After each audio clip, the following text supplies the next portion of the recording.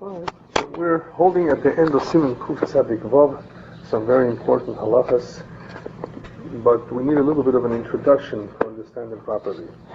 The main nekuda I just want to point out that we've already covered in the previous seifim was that during the Shiva Nekiyim, which is a very sensitive period where we're hoping that the 7 days, the 7 consecutive days will be clean, in fact, without any dam. It's important to keep in mind that an interruption in those days can actually throw off the whole thing. In that we darshan from a pasuk that you have to begin all over again if it was at the very, very end, because you need 7 complete days. Even though we asked, what's the chiddush that you have to start all over again? Anyway, today, because of all the chumras, we wait 5 days plus 7. So what's the point of telling us? So, we brought down a chavas das that there could be a difference between the dam that is seen during the Shiva Nekiyim, which is a chashash d'oraisa, versus dam that she may see after the Shiva Nekiyim.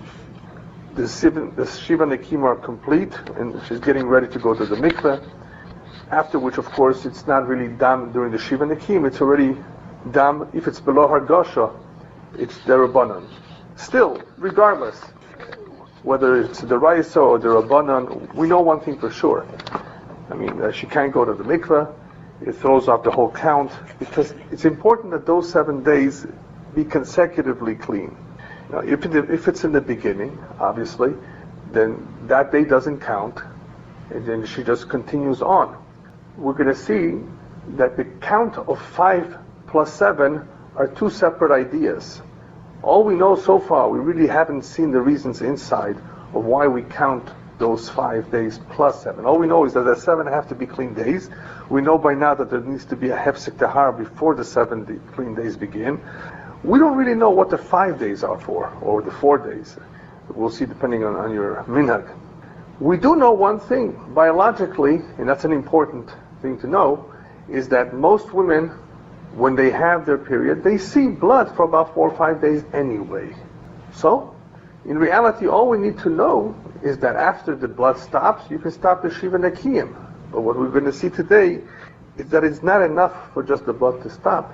There needs to be a waiting time of 4 or 5 days, regardless of when the blood stopped, even if the blood stopped after a day or 2. Just that there's going to be a little bit of a difference of what happens in the process, in other words, in the interruption of those days. And I'm going to explain what I mean by an interruption. All we know is interruptions so far are blood and ksumim, right? Stains, which can throw off the 7 clean days. What we are about to be introduced is to a different kind of an interruption that can also throw off the days, but not as much as the blood did. Whereas so far we know that the Shiva Nekiyim have to be straight and clean, and we're even machmir on the first 3 days according to the Ramah, with any ksumim that were not toile, if they're above the size of a gris. We're going to see that there's another area of chumras here that we're totally unaware of for the entire Hilchas Niddah. Something called shichva zera, something called the Siman. We know what that is, but we don't really know what it does here, how it affects the woman for the most part, because this is Hilchas Niddah, but in reality how it affects the man too. So I think what we should do is cover the pasuk that talks a little bit about it, and we just read it in last week's parsha, Parshas Metzora. Ve'ish ki tetzeh mimeno shichvat zara, if a man emits any zera, semen, verachatz b'mayim et kol besaro, then he has to go to the mikveh, immerse himself, v'tameh ad ha'arev, there's tuma of 1 day. Now he's not such a tameh, he's called a rishon, the tuma. And certain things that he handles can become tameh, like food, but he's not like a dead man. A type of tuma, the tuma of shichvat zera, and as Chazal darshan, the same applies to anybody that touches the zera. So here we have the man, the Torah telling us, if he had intimate relationships, which is one example of where he would have zera come out, he would be limited from going certain places in the Harabait, close to the Beis HaMikdash, until he immersed himself in the mikveh. there would be some limitations as to what he can handle. And during the time of Ezra Sofer, there was an additional takana that he should not pray or learn Torah until he immersed himself first in the mikvah. The Chachamim later on took away that takana. They canceled it because it was something that is just a little bit too difficult to implement. Why was it implemented to begin with? There's a variety of explanations that Chachamim did not want men to be too busy with their wives, and by making this a requirement, it would make it somehow more difficult. So this has nothing to do with necessarily tahara in general, as far as the Beis Hamikdash. It's an additional takana of not being able to pray, not being able to learn. And you still have individuals today who do implement this takana, or this type of conduct, by going every day in the morning to the mikveh before they go to chakras. Very special. So what is the penalty? Today there's no penalty. There's no penalty at No, all? we have no Beis Hamikdash. So as far as Tumah and Tahara, we don't have to deal with. As far as the Beis Hamikdash, well, we have a bigger problem than Tumas Zera, and that's the Tumas Meis that we all possibly are affected with. So as far as going to certain areas of the Har Bayis, we're limited regardless. But we don't have the restriction of learning Torah or not being able to pray unless you first go to the mikveh. But it's still a good thing. Mikveh is very special. You can't do it every day, once a week, Lekavod Shabbos, Lekavod Yontev, and once a year. It's a chiyuv, it's a halacha of right before Yom Kippur to cleanse ourselves. But Tumas Shichva Zera is a fact. I mean, the idea behind it is not something that the Chachamim just came up with. The Torah mentions it clearly. There's something there. Now, the pasuk continues, "V'chol beged v'chol ora sheyeh lo shichvat zera v'chupas b'mayim v'tamei adarev." You also have to take care of any garment that may have gotten in contact with shichvat zera, and also be toivel it, for it also has tuma ada erev. Then comes the pasuk that we are more involved in here, and that is ve'isha asher yishkav ish so shichvat zera v'rochatzu b'mayim v'tameu ada arev. So you have a woman whose husband is with her intimately. The rochatzu b'mayim, they both have to immerse in the water. So it's just not only him, regardless of whether he was intimately involved with his wife. The fact that Zera came out of him for other reasons, which is a possibility, sometimes by accident. In the typical case, when he was intimate, it affects both of them. So they have tumah till the evening. Even though Chazal tell us that there's no concern about tumas beisa storim, tumah inside of the woman's body. In other words, over there, the zera will not affect her. The fact that the zera is in her body, because it's inside the body. But there is another concern, and that is the zera coming out of her body later on, after the fact, and the fact that she was intimate, which is really a gzeras hakosov. So gzeras hakosov, in other words, that's the decree that even though she may not have touched, or touching would not make of a difference, she's still tmeya.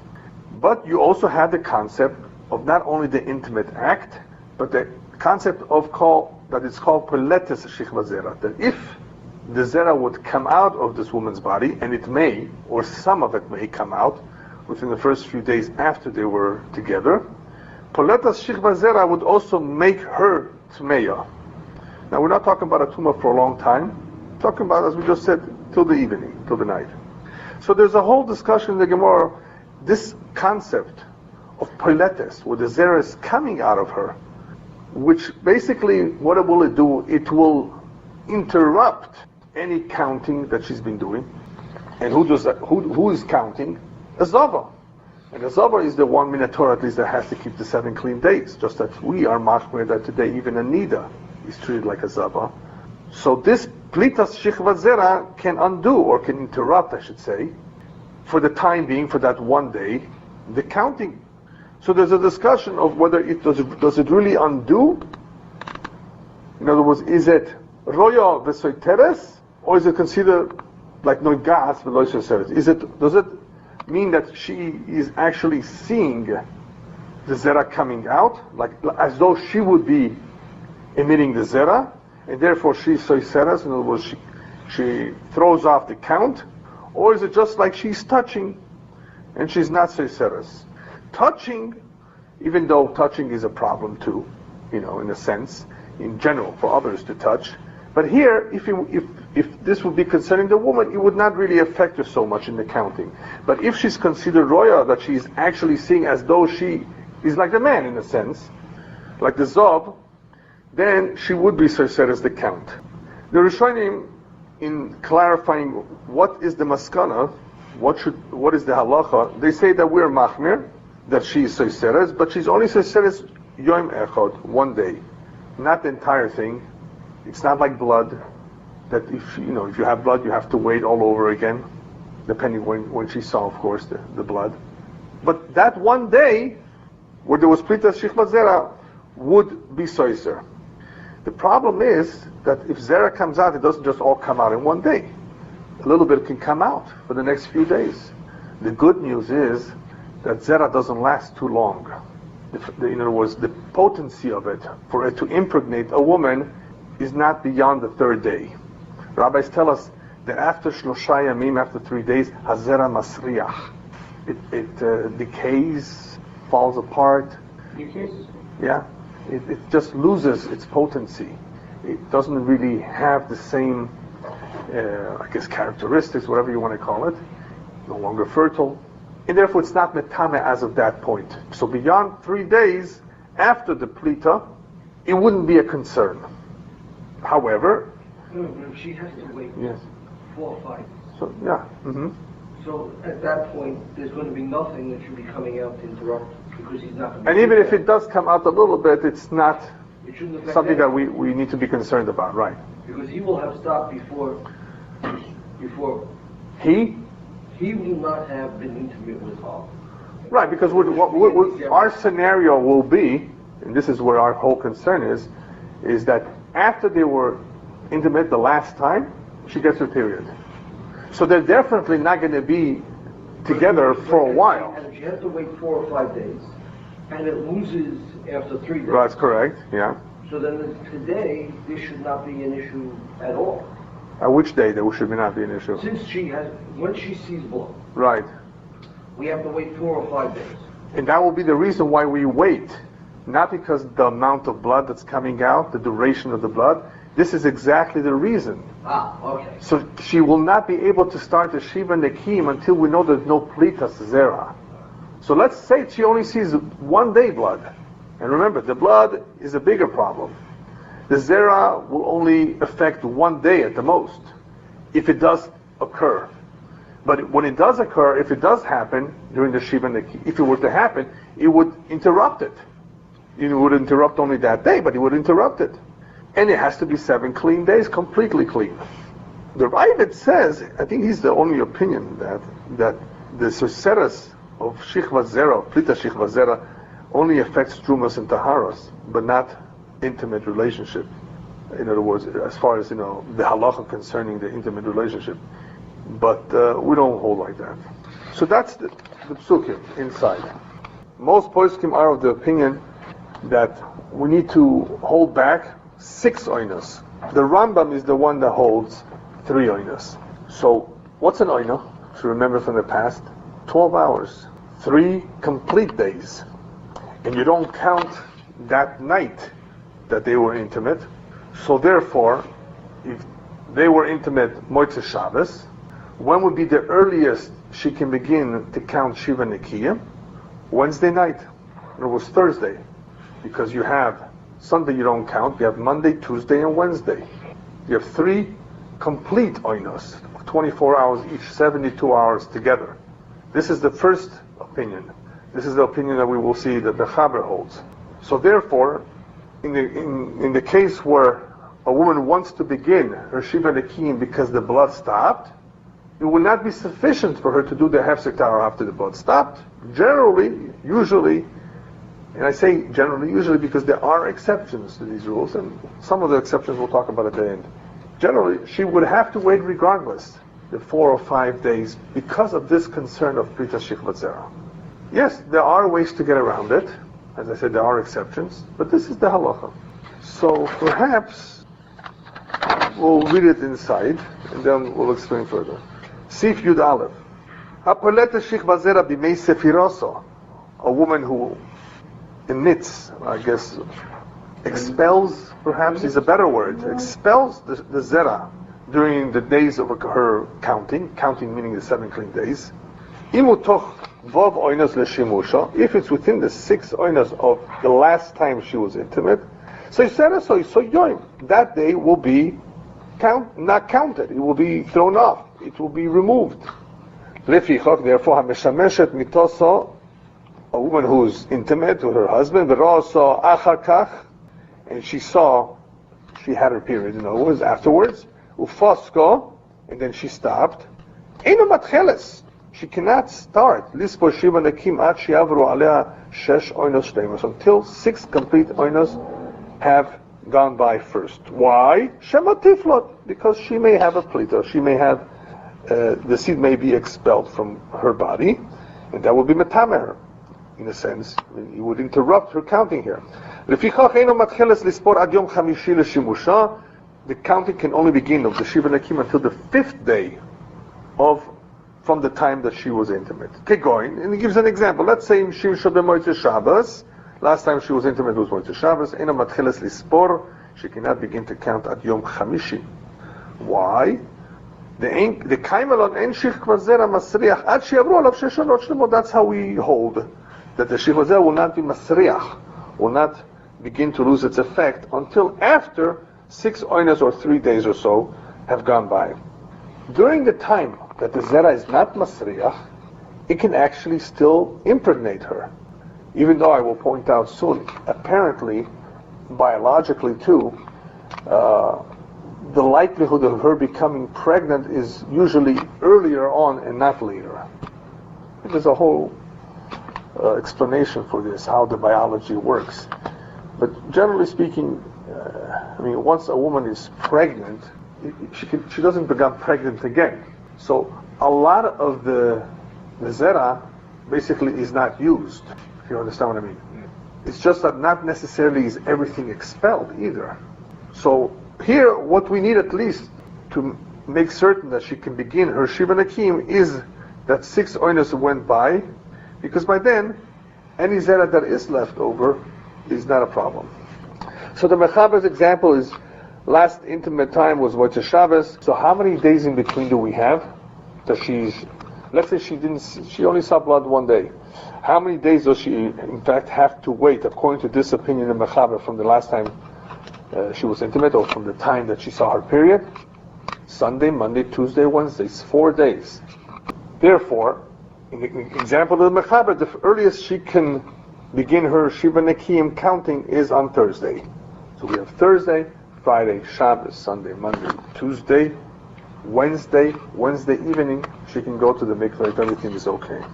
Total amount of waiting between onset of her period and the Tvila, according to this opinion in Mechaber, is 11 days. So Mechaber says that the Shich Vazer is Masriach Ad Shiavru all of Sheish Oinos Shleimos Meis Leis. B'Shimsho b'Motzei Shabbos Ufol Tolel Dalet Koidem Eis Shimusho b'Motzei Shabbos Adayin Hi Omedes B'Toch Oinos Shishis LeShimusho. So therefore, because of this concern that a Pelita during the first 6 Oinos could be soiser, and she would not know it, by the way, when it could happen, and she has to be completely clean. We make this requirement of her that all these days are not countable. In other words, you can't begin to count, even if you're completely clean. But what did we say earlier? She's going to be seeing blood most likely anyway. But in an event where she doesn't, she can't really begin counting until there's no concern at all. Why? What's the example of the Mechaber as to what could happen? Because in other words, at the time the Plita came out, the Plita happened on Leil Dalet. Yeah. In this example, in other words, the 5th day after the last time she was with her husband. So Shabbos, in other words, Thursday would be the first day. As a clean day, right? So what we have is Sunday, Monday, Tuesday, and Wednesday, which is 4 days. But in the example that he gives, he says the reason why you can't begin until Thursday, why not begin even earlier? Why not begin Wednesday? You could say that maybe she can gain some hours over here, but there's no real gain because in his example, im shimsha b'motzei Shabbos ufolto leil daled koidim eis shimusha b'motzei Shabbos, right? She could technically have been poilet leil daled before the hour that she was meshamesh on motzei Shabbos. Adain hi omedes betoch oino shishis. That's still part of their oino shisha the shimusu, so she can't count it. V'seseres, she would be soiser that whole day. In other words, it has to be a complete 6 oinos, right? Because ultimately, it could be at any given time, and she does not know exactly when it will happen, and it could just be that Leil Dalet, it will be just before the hour that she was with her husband a couple days before on Motzei Shabbos. But here it could be that she's still b'toich sheish oinos, and therefore it would be soiser. Because of that, she has to wait till the following day, which is in this case, in this example, Thursday. So the Ramah says, "V'tivsok yom daled le'eis erev." When does she do the hafsaka? Wednesday night. The yom hey oile leminyan, and the Thursday will be the first day that she can count towards the shiva nekiyim. Okay, so far so good. Now, all of this is the mechaber as to how we count and the reasoning behind it. Comes along the Ramon says, that you have to begin, you have to count an additional day.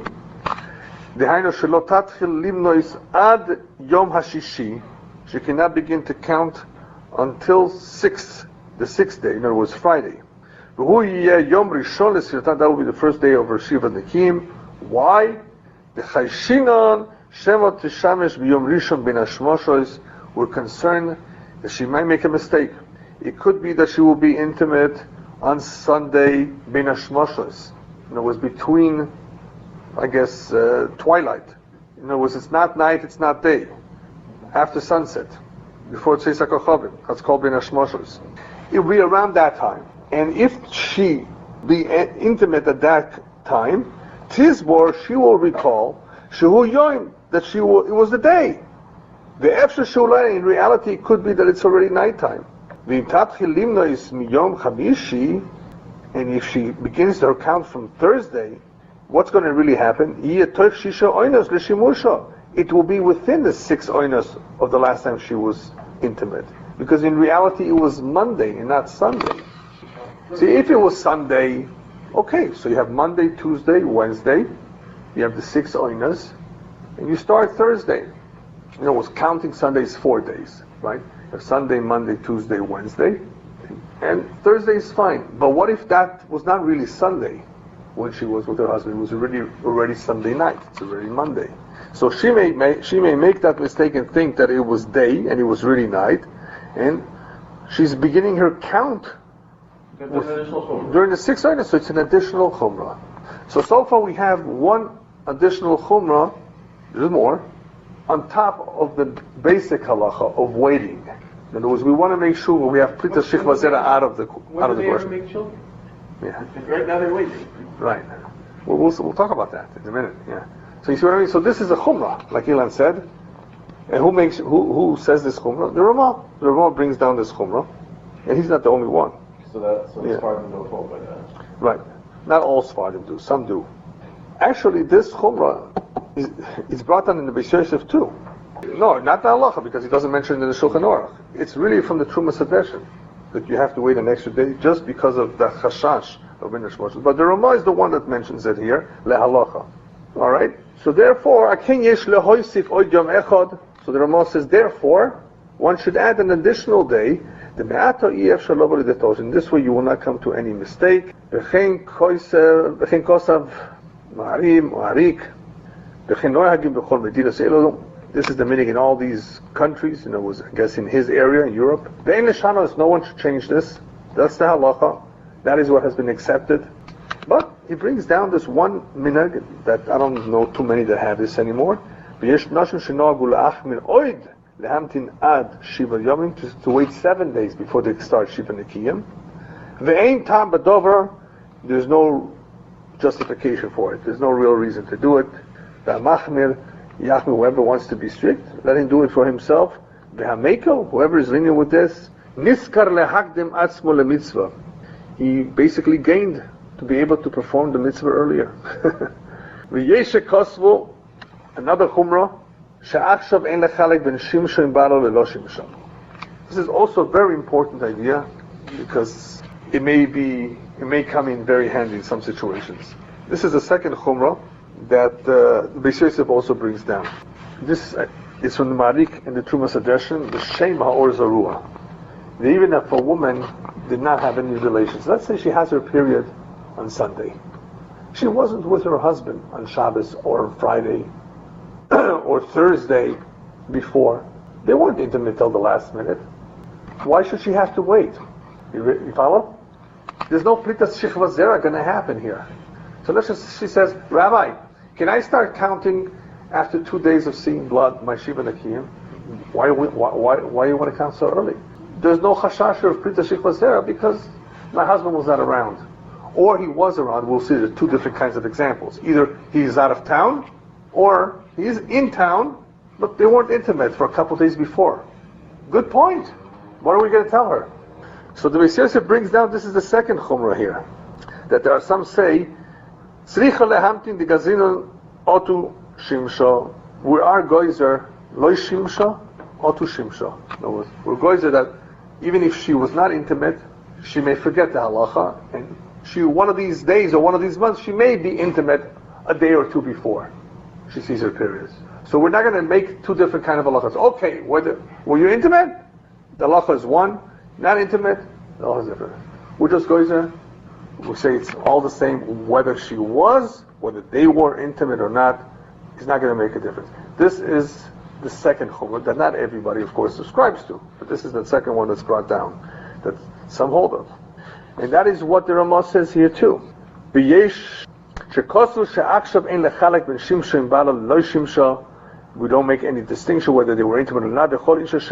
Any woman that sees apilo kesem, even a stain, that's going to be interesting too. We need to look into that too. Even a stain? Tzricha lehamtin 5 days. She has to wait chamisha yomim ad yom shiro saboy. Im yom shiro saboy, together with the day that she saw the blood. In other words, it's all together 5 days. The tifsok le'eis erev, she should make hafsaka, hefsakara towards the night, before shkia, of course. The tispo shiva nekiyim, she should count the shiva nekiyim. The chenoyagim meninas eilo, and that is the custom in these countries. The ein leshanois, you cannot change it. You cannot change the minhag. That's the halacha, and that's it. But if you look at the Beis Yosef, if you look at the Mechaber, it's obvious that these are chumras, yeseros. These are extra chumras, and therefore he doesn't bring them at all. The Ramah seems to be very strong on this. Yes. Yeah, you say we don't follow. He says that's the minhag in all these medinas to wait 5 days, including the onset of the period. So there's a difference between 11 and 12. These are the basic 2 minhagim that you will see for the most part in Hilchas Niddah. But what did we say before? Many women are going to see 5 days of blood anyway. It may not be completely 5, it may be 4 1/4, but it's still into the 5th day, and therefore it won't make that much of a difference. But sometimes it will make a difference, and we need to know that there is a sheet that holds 4 is enough. So that's why it's important to remember this, that even though the Ramah is machmir, and that is how Ashkenazim follow, we still need to sometimes resort to that other opinion. Mechaber also doesn't make any distinction. In other words, he's not machmir in a case that she was not mishameshet. In other words, if it's true that there was no intimate relationship before the onset of the period, according to the Mechaber, from what we can see, he's not machmir in that either. In other words, she would be able to start theoretically earlier, if that would be possible, if she would be not seeing any more blood. He doesn't make that chumrah either. All right, as we will see, there are poskim, including the Chazon Ish, that were lenient with a woman who has a hard time getting pregnant because of the ovulation happening a little bit earlier. That if she were to wait 5 + 7, she may miss that day, that she can wait 4 plus 7.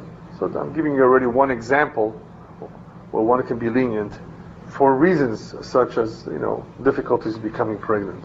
But what about kesem? We saw about ketem staying, as far as waiting 5 days.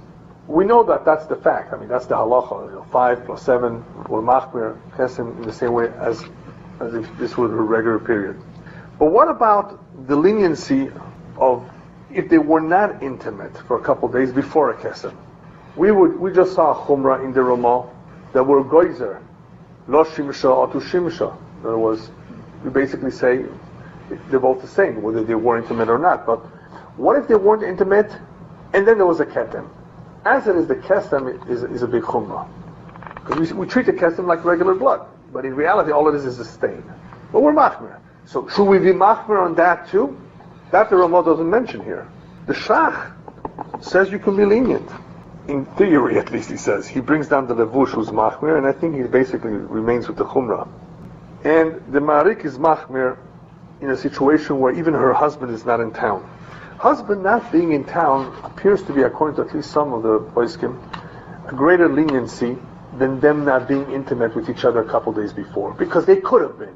So you could say we're goizer, that whether they were or they were not. But if the husband is not at home, perhaps we could be lenient in that case. The Bach is mekel when the husband is not in town. Yeah. Anyway, the Shach and Taz explain that this whole chumrah of waiting is only concerning a woman who was clean, who had her period, whether it was a period or it was a kesem, regardless. But during the middle of the Shiva Nekiyim, if somehow something happens to the Shiva Nekiyim, and she sees again, then she would not have to wait. At that point, why be goizer now? They're not going to be intimate now during the Shiva Nekiyim. So if she's niskalkalo, something happened that those days fell off, and she has to start again, counting the 7 clean days. There we don't require 5 and 7. That's obvious. Another area where one can be lenient is with a kala, which we may have covered briefly in Siman Kuf Tzadik Gimel, when we spoke about the halachas of a kala, how she prepares herself. There's more leniency. And there's 2 types of leniencies there. There's the leniency of before she goes to the chuppah. There's obviously no intimacy before the chuppah, so she would not have to wait. But what about after the first night, where they have to be poirish, where they have to separate? There is dam, isn't there? Or it's supposed to be dam. But that's dam besulim. So the halacha is, the poskim tell us that the minhag has been that a kala only waits 4 plus 7 and not 5 plus 7. And all kinds of things can happen with a kala, with a chassan and kala. It could be that they didn't fully consummate the marriage altogether. We spoke a little bit about that. It could be that dam besulim will come up the second and third time too, especially if there is pain. It could be it was never fully removed, the besulim. But that is a separate problem. Here we're just concerned about how many extra days besides the 7 nikim that she have to wait. This is not dam niddah, this is dam besulim. So because of that, we're not machmir to require the 5th day too. And we go with the 4 plus 7. But we do go with the 4. Whereas before she goes to the chuppah, it's a completely different story. There it's a whole different procedure. She just has to be clean. It's not shaykh at all. The whole idea of poletas shichla zeradeh. Now, what do you say about this? This could only be in the 20th and 21st century, this kind of a question. Well, a woman who travels by plane from Israel to New York, or even to LA, it's 7 hours earlier in New York, 10 hours earlier in LA, or the other way around. She travels from here to Israel, which is really more of a question. Well, it shouldn't really affect it, because we're concerned about a duration of time and not in calendar date. Right. We're not talking about 6 days, calendar days. We're talking about 6 times on now. So is 12-hour periods. So in other words, the question is the ona a 12 hours, Right. or is it half a day? Yeah. The example brought down in the Shiur Shevet HaLevi is an example of 6 hours. Yeah. What? Yeah, the New York one. Well, New York is 7, but yeah. Maybe it was during the time when we haven't changed the clocks yet. Yeah. But anyway, within the 5 days, you have the Shesh Oinos anyway, which is 72 hours. So that 6 hour will not make a difference, even though it's becoming shorter. And what if it doesn't make a difference? No, I'm saying it won't. I mean, But it depends on which day she's traveling. Why? If she's traveling, well, like, what if she's traveling on the third day, on the fourth day? Right when, on the day. No, but we're talking about altogether. Altogether, the amount of days, we're talking about 4 versus 5 here, where it can make a difference. Because he's Ashkenaz. Right. So here is anyway. right. So by mid-will, So within the 5 days, you have 6 oinus anyway, even if it was niskatzer, even though you may have lost a couple hours. Because he lost the home run. He didn't Yeah, exactly. The Yeah. first party. What? The first party should be different if they don't hold the home. So then it's one of the real days and not just the home run. Yeah. But I guess you're right. Perhaps depending on how many hours we're talking about, maybe if it's more, it can make you could make a difference. Yeah.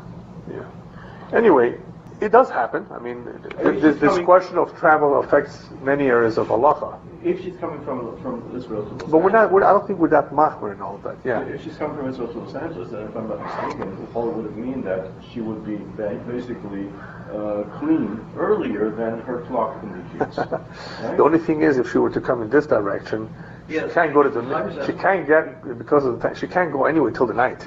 Right. So she's waiting longer. In some ways, if you want to look at it that Right. way. Yeah. But you cross the date line, Yeah. the halachic date line, in the middle of the Pacific somewhere. Yeah. So that would be Wherever it is, it's somewhere in the Pacific. Yeah. Remember, we spoke a little bit about that as far as the day of the best and the day of the chodesh too. Right. Where these things sometimes can make a difference or not. Yeah. She has to watch out for any signs in herself. Well, going from here to Israel would be a little more tricky. Sure, because of the amount of hours. Yeah, exactly. So anyway, depending, of course, on how many days and how many hours, how many oinus went by, it may or may not be a concern.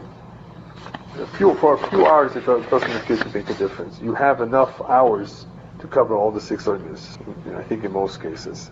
All right, Sif Yud Beis, Im To'aso B'minyan Yom Echad, V'tov Lo V'shimsho. Let's say she made a mistake in one day, and she went to the tefillah, and she was intimate with her husband, and she shouldn't have gone so early. She missed a day. She could have missed more than one day, but usually you don't miss that many. But one day you can make a mistake. What now? Now this is a very interesting seif, not only because of this one halacha, but because of what the Shach and Taz bring down. You're going to be surprised with this one. But anyway, the Mechaber says if she made a mistake, tzricha lehamtin shisha oinos shleimos. She has to wait 6 oinos, complete oinos. And after she's counted the 6 oinos, she should make up that one day she missed. Why does she have to wait 6 oinos? Because she was just intimate with her husband. And after the 6 oinos go by, she waits one day to make up the day that she missed. Vitit boil, and she goes to the tefillah, because the first one was not done right. The core of this then is, Basar brings down Mishem Asmak, and it's all about making up. Shach brings down here that mashma that here we're not knowing to be machmir for the extra day of the gzera of Bein Hashmashas. In other words, 4 would be sufficient. 4 days, and not 5. Even though you really need 7 complete days, one after another, the Taz says, he comments on this, now you don't have 7 straight consecutive days. Yeshlemah, he says that this drasha was only that the tumas ziva should not be mafsekes b'neihem. There should not be a real tumas of ziva. But plitas shichva zera is not mafsekes, which is why making up that one day is sufficient. Now, achstira shela'achar shiva, what happens if there's a problem that happens after the shiva nakim? What kind of a problem could be after the shiva nakim? She's done. Shelotov lo karoyu v'shimsha. Let's say the tefillah was not done properly. Either the mikveh was not 100% kosher, or she had a chatzitza on her, as we will learn later on, something that does not render her completely clean. V'shimsha, then she was intimate. In this kind of a situation, this kind of a stira, this kind of an undoing of her tefillah, she should just go back to the mikveh at any time. At night, of course, not during the day. Here, there's no reason to wait. It was a problem with the tefillah and not with her counting. So here, what do we have here? We have certain mistakes. The Taz and Shach bring down this interesting concept that we don't really implement today, but nonetheless it's interesting that they have their own machlokes here. Whether this woman now is required to stay away from her husband for 90 days. They're called Yemei Avchana. Because if she does become pregnant, we want to know whether she became pregnant with a child who's a Ben Hanida or not. Ben Hanida, a child born to a woman that did not go to the mikvah, is a pgam, but not a big pgam.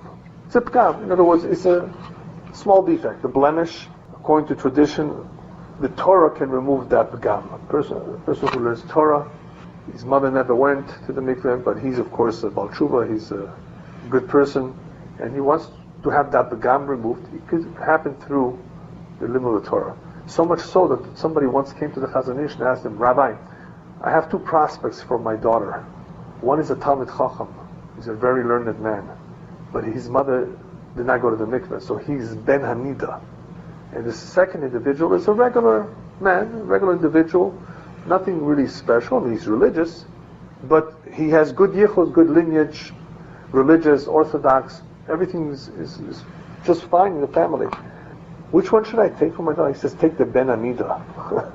He's a Talmid Chacham. Through the Torah, he will remove that blemish. A Talmid Chacham has priority over the other one. So even though Ben Hanida is what it is, through the Torah it could be removed, the blemish. So here, but the question is still, it's some sort of gam, and some say that she has to make an afchana. We want to know if this pregnancy was from the time that she was really in fact a nida or not. So you need 90 days to know if this child is mimei nidoso, mimei taharaso. So the Tas requires it. The Shach says, no, he's kosher, and a lot of Bachlerim agree with the Shach. He's fine, and we don't have to worry about it so much. So you don't need this hafchana. If we know that she was intimate with her husband right before she had her period, then we could definitely say that this could have been from before she had her period. So that would help, if in fact she was intimate with her husband right before. But otherwise, according to the Taz, this would call for a 90-day afchana. There was a mistake here.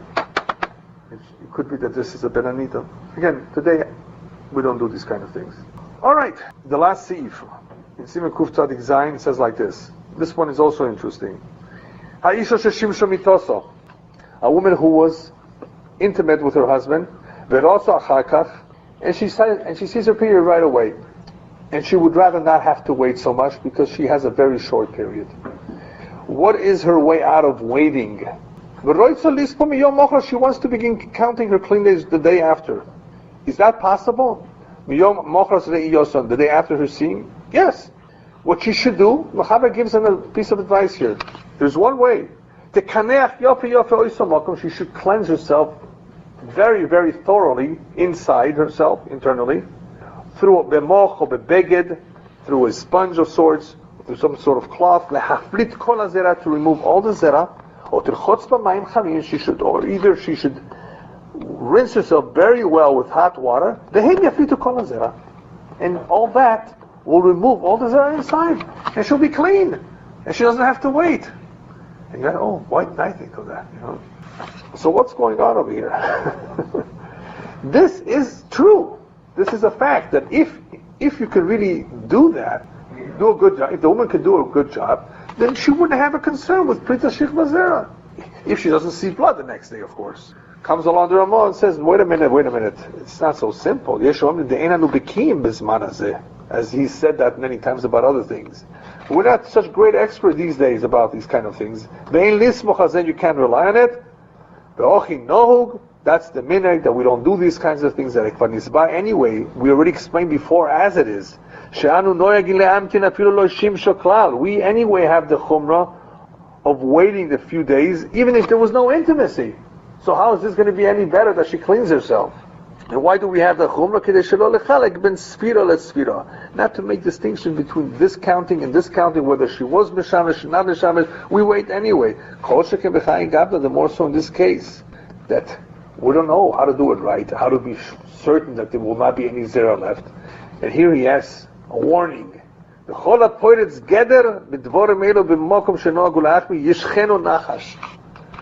points together, whoever breaks through this wall, this fence of chumrah, she'll be bitten by a snake, a poisonous snake. You know, this is serious stuff. That's a chumrah. No, well, it's not a poisonous snake. Yeah. No, but this is serious stuff. He says, don't anybody dare say, let's do this. Okay? It's okay. Bidet, clean up, no more waiting. He says, no, we have established the halacha and that's the way it remains. However, it's important that we be aware of these things because there are situations that may arise where we can apply certain kulas. I didn't say necessarily this one, but certain other kulas, and that's what I want to spend the last few minutes on, is what kind of situations those are. But before we get to those situations, the crazy place here asks a very good question. How could a woman do that? How could she destroy the zera? I mean, you're not allowed to destroy the seed. Ashchosas zera, he says.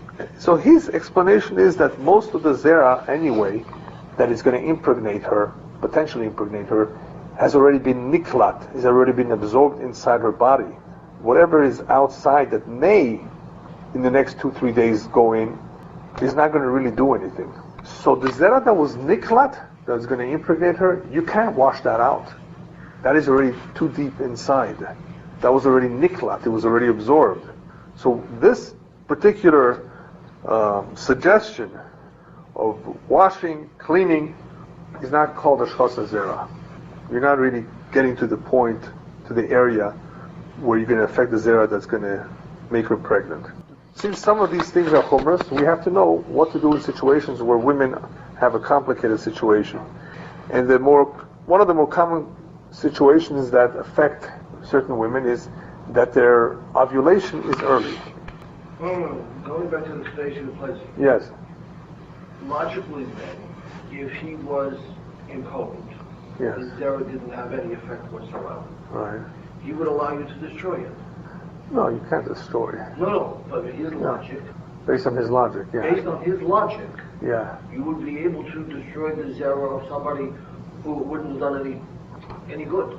Yeah, well, if it's not real zera, you're saying. Right, it's just weak, you know. Yeah. Well, obviously we don't do that because, first of all, maybe some of it is what we don't have I'm just thinking. any tool that can tell us, this is nothing. So. I'm Yeah. not thinking his You're right. There are some poskim that talk about the ramifications of this opinion, as how it will affect other areas, that which remained outside. You're right. Yeah. But generally speaking, in the same way that the man has the prohibition of destroying his seed, the woman cannot destroy his seed either, intentionally. Yeah. Even though that's also subject to various opinions as to at what point is she allowed to do anything, because she is allowed to use contraceptives and certain under certain circumstances. But those contraceptives, as we've explained in the past, I believe, really prevent her. They're not really necessarily destroying it, depending what type of a contraceptive is being used. Still, it's a question. It's a question because there are certain creams that are applied that in themselves destroy or they make it less of a chance that she will become pregnant. But if you look at the cases where that is permissible, yeah, I think you'll find that these are cases that some of them, at least, when you're in death of children, it's also that's already a question of whether it should be used or not, mishkafa-wise. Yeah, but then you have to be careful with the method of contraception, whether it's something that's swallowed, in some ways permissible because it's not affecting the zera directly, and it's safer for the woman as far as for her becoming pregnant. I don't know if it's safe health-wise, but percentage-wise it's more effective, versus the other methods that are somewhat controversial. I seem to recall Moshe Feinstein should have said something like, whether it's through swallowing, but otherwise, what's the difference? Something like that. Yeah. You're supposed to shrug it off, the difference swallowing and not swallowing it. Well, that's more. I think I recall something like that. Yeah. We know that certain types are better than others, or if you want to look at it differently, they're not as bad as others. And there are times that a woman is allowed to because she doesn't have the same tzivui of having children as the man does. So the halacha is pretty clear that she may use certain types of contraceptives depending on the circumstances, and of course after in consultation with the rabbi. She should not do it on her own. But some are less of a problem than others. So dealing with the more common or one of the more common difficulties that women may run into is early ovulation, which if we wait even 11 days, not 12, it may make it difficult for her. She may not be able to become pregnant. Then what? So there's basically three ideas that are possible. The Chazon Ish we saw already. A woman that has difficulties doesn't have to wait 5 or 7. If in fact she's clean after 4, she can start her Shiva Nakim after 4, do her Esekatara before Shkia, and it's 11 total. Maybe that will help her. So Chazon Ish says no problem using this approach. Rav Frank, Tzvi Pesach Frank, suggests a very creative idea, but not necessarily the best one, but it's creative. And that is that she should skip the mikveh 1 month. In other words, for an entire month, she should not go to the mikveh, even though she could have. That means she was not with her husband. That means the next time she has her period, she doesn't have to wait the 5 days. Right? You follow me? If she, of course, depending how many days she sees blood, she would be able to start even after the 2nd or 3rd day, the Shiva Nakiyim. In that case, it would be permissible. She skipped an entire month for this purpose only. We don't do these things on a regular basis, but she's having trouble getting pregnant. Did you understand the logic here? Mm-hmm. Very simple. Skip the whole thing. How? Not having gone to the mikveh the last month. So there was no intimacy. Here there's no gzera. This is an entire month. This is very specific. They did it specifically, no month, the entire month, no mikveh. Perfect. No plita shikma zera. Comes along Rabbi Moshe Feinstein and says, this is possible. I mean, everybody agrees that this is an alternative, but he says you don't really have to do that. Rabbi Moshe paskins that in the case where ovulation is a problem, she can be lenient to not be intimate with her husband 3 days before the onset of her period. She doesn't have to go an entire month. In other words, if this is the problem, there is room for this leniency. If she knows when she's going to have her period, 3 days or so before, no intimacy, focus on that. So you're basically starting the Shiva Nakim a little bit earlier. How come? Because as it is, the Beis Yosef was not Goizer. The Beis Yosef Mechav himself was not Goizer. Lo Shimsha Otu Shimsha. The Shach, by the way, getting back to the case of cleaning, does allow cleaning if she forgot a day. Remember we said before, forgetting a day, she has to make up for it. She has to wait and make up for it. The example of cleaning can be used in that situation. And apparently even the Ramah perhaps would be masking. See, all she's doing is making up that day, and therefore, even though we're not bekiim in the cleaning, and we definitely don't use it today, Mechaber seems to say it's okay. And under certain circumstances, we said before, it may be possible. This may be one example where she made a mistake, now she has to make it up, but she has to wait because she was intimate with her husband. She has to wait a couple more days. No, if she cleans herself very well, she may be able to she may be able to make up that 1 day that she's missing pretty much right away. Okay, we're done with Siman Kuf Tzadik.